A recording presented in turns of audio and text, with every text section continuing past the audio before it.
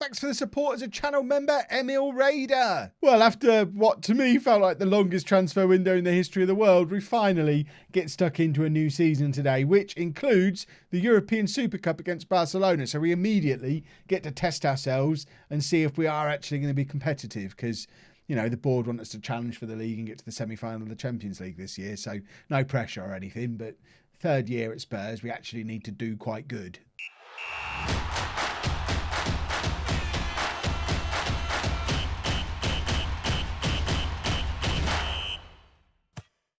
Hello and welcome to Club 4, part 23 of Not Only to Legend. I'm Kevin. Coming up on today's episode, we have our first game in the new Premier League season at home against Palace.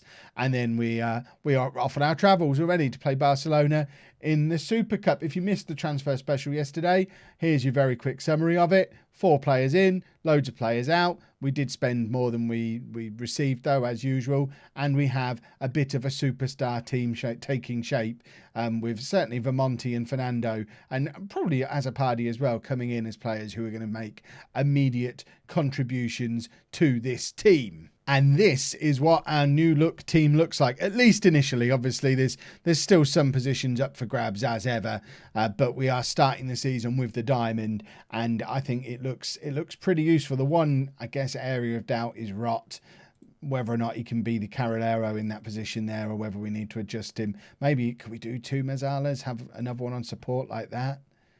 I mean, actually, that probably suits him better. Let's do. What's the difference between a Mezzala and a Carrilero? So, Mezzala, central player, likes to drift into the wide spaces. That's what I'm looking for. I think that's what Carrilero does as well. Supporting role, more often than not utilised as part of a midfield 3 or as 2 central midfielders in a diamond. It's the job of these shuttlers to cover lateral areas of the pitch and link the defensive midfield area with the attacking midfield area. This is okay. So the Carrilero goes back and forth in those areas, whereas I actually want him coming out wide. So with Vargas coming forward as the deep line playmaker on support, he is going to spend a lot of time in here. So I don't mind Rock drifting wide and Gravenberch drifting wide. So actually, we will set it up like that and see if that works. I'm sure you'll tell me down in the comments why that's a bad idea, but to me, that seems to make sense. Almost becomes a wide diamond when we're attacking. That's my theory. So Francisco in goal, our new number 1, although he's still wearing the number 20, whatever it is, 22. And because I think Dickinson, who went to the World Cup with England. Andy Dickinson is officially the new number 1, even though he's our third choice keeper. But Francisco in goal, a back four of Sessegnon, Banfalvi, Van Houston and Jair, with Vargas at the base of the midfield, Gravenberch and Rot ahead of him, Dele Alli in behind, Antonio Carlos and Wesley Fernando, our fancy pants Brazilian front two. Is Carlos Brazilian? Yeah, he is. It's Rosso, who's the Argentinian. So we've got some useful attacking talent out there. One thing we haven't got is a striker on the bench, which seems insane. So who can we take off that bench? We'll take Kawamata off the bench. We need to get Ace. Oh, that's why we don't have a striker on the bench, because they're all off on international duty. Well, okay then. We'll leave the bench as it is. That's unfortunate. I guess they're all off at the Olympics, are they? Under 23s. Why is Caio Jorge playing for the under-23s, the Brazilian under-23s, when we've got 2 actual under-23 Brazilians up front who haven't gone? In fact, Fernando was under-23 when he signed. He's just had a birthday, I think. 3rd of August. He just qualified for our under-23 criteria. I'm an actual genius. Right, let's get into the game. Oh, good. We're both playing in white. That's not going to be a problem at all. Goodness me. Right, come on. Let's start the season with a bang. We want to look as good as I think we should be.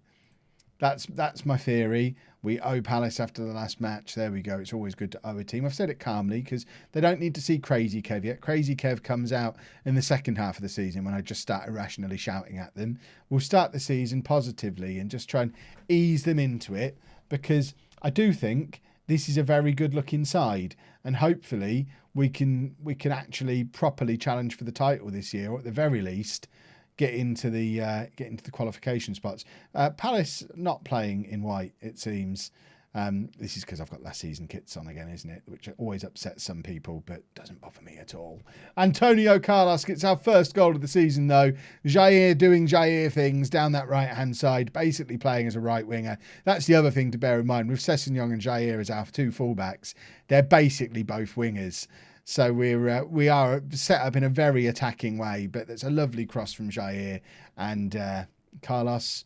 First goal of the season, first of many, I would suggest, from him, as our South American contingent continue to take over here at Tottenham. Cross comes in, Jair's there, and it's off the crossbar. Remember, Jair's still only 20 years old, which really puts into context just how good he is and how good he could potentially go on to become. And that is the key thing about this Spurs side now. When I arrived, yes, it was full of English players, but it was full of English players who were 29 and up, and we've been here 3 years. They're all getting on a bit. Dele Alli, I think, turns 33 this season, who's pretty much the only one remaining. I guess Gibbs White is still not... Sessegnon, of course, is still here as well.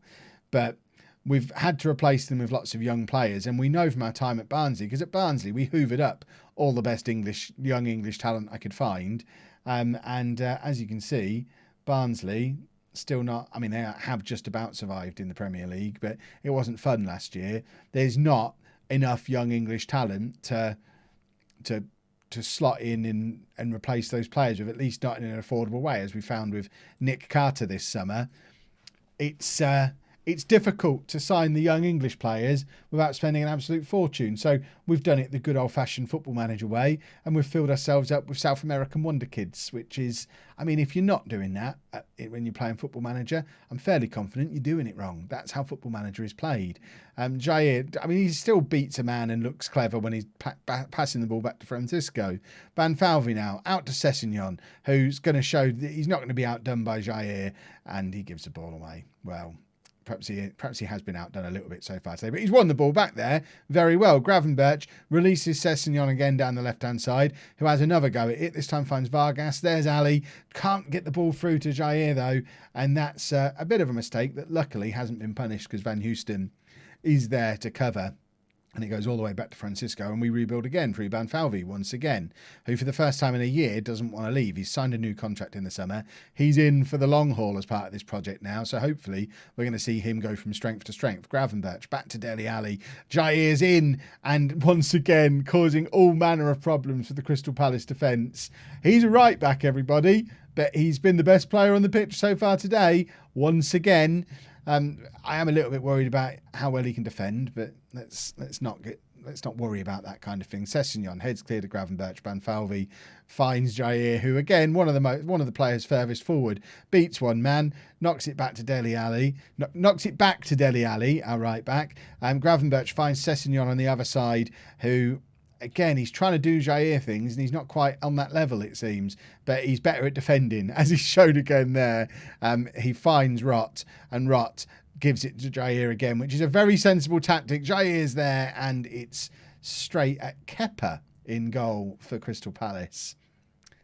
It's Football Manager in 2028, boys and girls. You see some strange stuff. Ali, what a pass for Fernando. And Wesley Fernando has scored on his Tottenham debut in the 63rd minute of the game. It's Tottenham 2, Crystal Palace 0. And we're playing some lovely football. And that was a lovely goal. And it's a great pass from Dele Alli to set it up. Fernando gives it to him. Ali just slots it through the eye of a needle. And it's an equally good finish from Fernando to make it 2-0.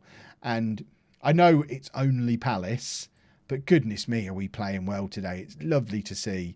Rott is going to come off now, and I might bring Vermonti on just to give him his debut. He'll slot in there. Vargas, loving the fact he gets to go a little bit further forward. And we'll also, we have to make a second change. Kev, we haven't got Azzopardi on the bench. That would be the other one I'd want to do, just to give the new boys all a debut. But I guess what we can do is, you know what? Just make one substitution. This is a new season. It's a new Kev. We're going to do things differently. And if we don't need to make a substitution, I won't force myself to make one. Banfalvi, our centre-back, charging down the right wing now. He's learnt from Jair this summer, clearly. Van Houston plays it across to Sessegnon, who's got a lot of space to pick his pass, and he finds Gravenberch. Gravenberch back to Sessegnon, and the cross comes in. Vargas is there, and Vargas scores. Loving the fact that he's playing a little bit further forward. That was a weird cartwheel. Last year's Premier League Young Player of the Year, I think being able to play a little bit further forward this year is going to do him the world of good. And I'm looking at this midfield now and thinking, kind of glad we didn't sign Carter, because I love the look of this midfield. It's beautiful, and Carter would have spoilt it. Right, we'll just watch this highlight and then we'll make a change or two more. Gravenberch with the corner, comes over. It's bobbing around in the area, but nobody's alert to it to tuck it away. Banfalvi plays it back to Gravenberch, who's got acres of space, skips past his man and hits the post at the second time of asking. And Palace looking to desperately get the ball clear again, but they know they have been absolutely ripped apart today. Right, what can we do? Let's get Gibbs White on. I'm going to get him on in midfield for Gravenberch and just see what he's like a little bit further back. And then I am tempted to bring on Jadon Sancho for Dele Alli and accept the fact that we didn't sell him. So let's see if we can resurrect him as an attacking midfielder. He's got all the attributes you would need to be able to play there. So maybe that's what he needs. Just the opportunity to be a part of a team that's playing well. What a goal from Carlos. It's 4-0 now. I know we've still got to play Barcelona in this episode, so we're probably going to be brought back down to earth with a bang. But have you been watching this? This is episode 23. This series, that certainly the Tottenham part of it, has been largely miserable so far, as I've struggled to build a team in my own image. I think the issue I had, and I've had this problem before in Football Manager, I can't take a team that's nearly finished and take them to the next level, because unless they were doing things my way, it's all wrong. It's the wrong players. It doesn't work. But give me a little bit of time. Let me do a rebuild, even if one maybe wasn't needed. And goodness me, do we end up looking like a good side. And I think this is the year. I think we're going to win the Premier League. It's the first day of the season against Crystal Palace, but I think we're going to win the Premier League. I'll say it quietly so the game doesn't hear, but that was one of the best performances you'll ever see in a game of Football Manager. If we do it again against Barcelona, then I'll commit to, I think we'll win everything. No changes for the Barcelona game then. Did you see how he played in the last game? The one tweak I have done, trying to think again, is I've swapped Banfalvi and Van Houston over because Banfalvi's the covering defender, and I think it makes sense to have the covering defender behind Jair. Just, when he's off doing Jair things. He's on an attacking instruction. He's supposed to be doing those things, but all the same, he does spend a lot of the game up here. So by having Banfalvi there to cover, it made sense in my head. There might be a reason why that's a bad idea.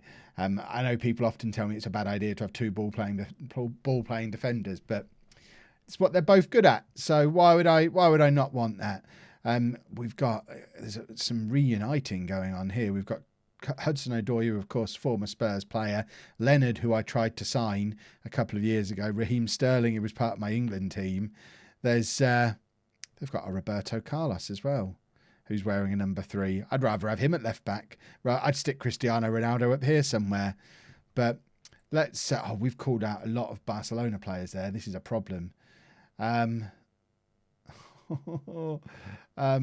What does he say? Make sure you go out there and win this cup for the supporters. That seems insane. Barcelona have just won the Champions League. But let's do it. Let's win it for the supporters. I don't know that I should have played the diamond in this game. This is where we find out whether this is what we're going to do in the Champions League or not. We're knocking the ball around nicely in midfield at the moment, but there's no guarantee we're going to be able to carry on doing this for the whole game. But if we can grab an early goal, that would be lovely stuff. A couple of people have asked where the morale thing has gone on here, and my answer is I have no idea. I don't know where it came from several years ago when it appeared, and I don't know where it's gone. I've never been able to help people with adding it to their game, and it's just gone, and I don't know why. If anyone knows how to get it back, let me know, because I was always a big fan of it, but it seems to have disappeared, which is troublesome. Gravenberch now, between him and Vargas, we can't knock the ball around the Barcelona midfield the way we did against Crystal Palace, and this might be a little bit of a problem. I do look at this Barcelona team and think, yep, they're quite good.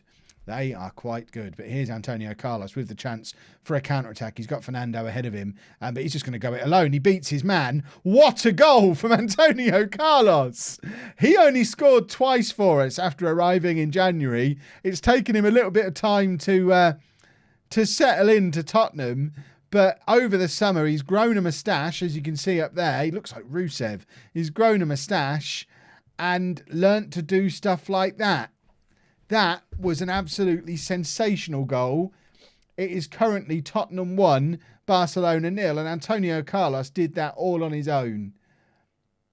We perhaps didn't need to spend all that money on Fernando. We already had a fantastic Brazilian striker. We just didn't know it. Right, half-time team talk. Let's do it for the fans again. It worked in the first half. Let's continue to do it for the fans. I know I'd normally say don't get complacent, but to be honest, I'm still expecting us to lose, although Barcelona haven't had a shot yet.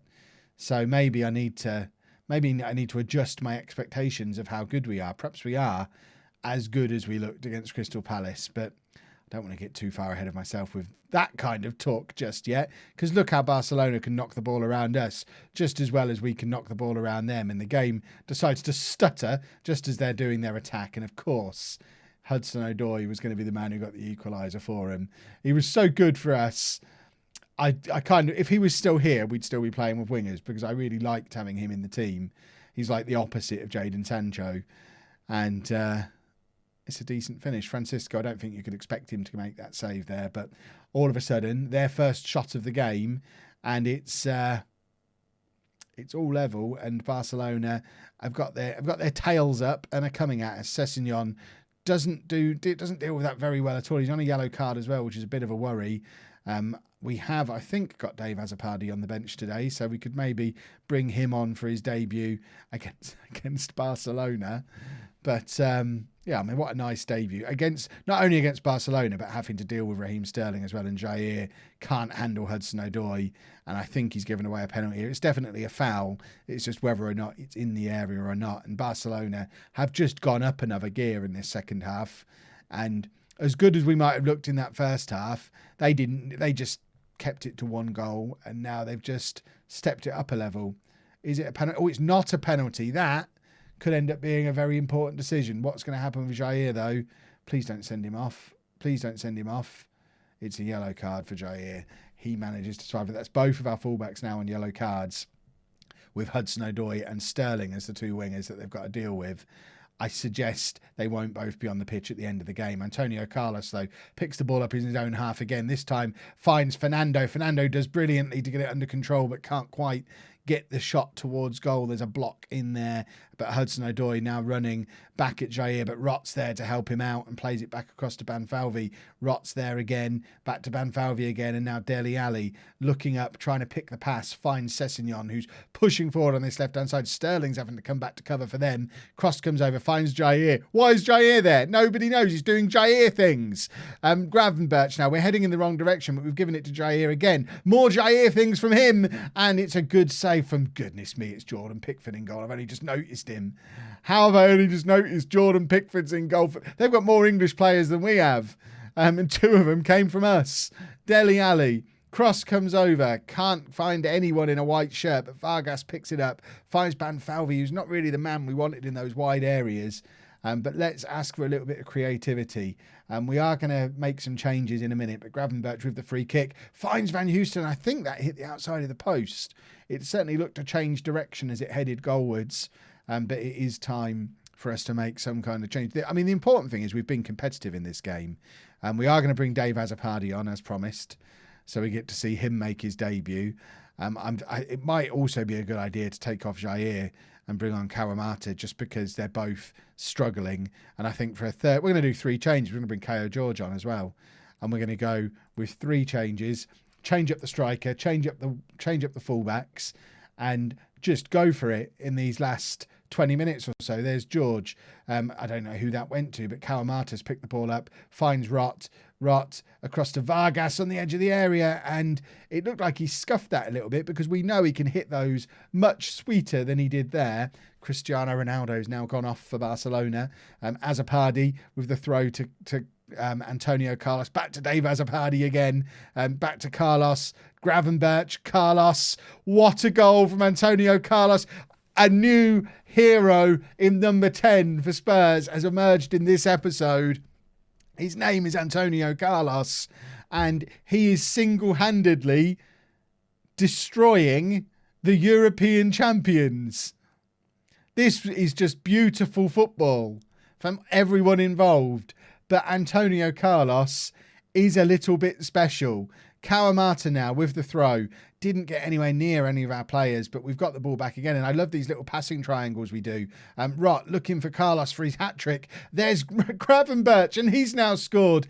Barcelona were chasing him all summer long. They couldn't get him, and now he's scored against them. And we're 3-1 up with 7 minutes to go. And I think that's probably my cue to drop back to a slightly more defensive system. We don't really have the players on the pitch to drop to the 4-3-3 that we like to do. But if we just go back to a more balanced mentality, that's going to make a little bit of a difference. Drop a little bit of praise as well, because they've been superb and absolutely deserve it. And hopefully we can hold on for these final 4 minutes, but they are attacking. A wild shot from their left back. They've now gone to a 4-2-3-1, so they're pushing things a little bit further forward, but it doesn't matter because we have just played very, very, very well against the team that won the Champions League last season, and all of a sudden, I do feel like we finally have our Spurs team. And this is going to be a very, very interesting season. If you've enjoyed that, please make sure you leave a nice big thumbs up on there for me. Subscribe to the channel for daily Football Manager videos. And thank you very much for watching.